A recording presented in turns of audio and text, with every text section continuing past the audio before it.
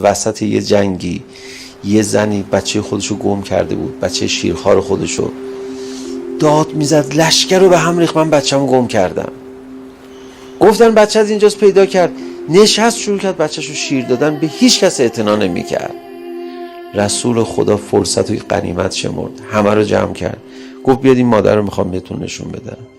مادر رو نشون داد.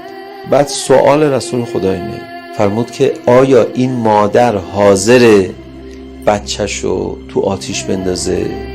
گفتن نه، معلومه این کش خودشو به خاطر بچه‌ش.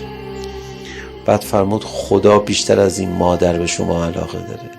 مشکل اینه که ما معمولا اینو باور نمی کنیم که خدا به ما علاقه داره. فکر میکنیم حتما باید یکی از اولیاء خدا باشیم تا خدا به ما علاقه پیدا بکنه. دیگه چی کار کنه پیغمبر اکرم؟ دیگه چجوری توضیح بده؟ دقیقه یه دفعه اینو بگه.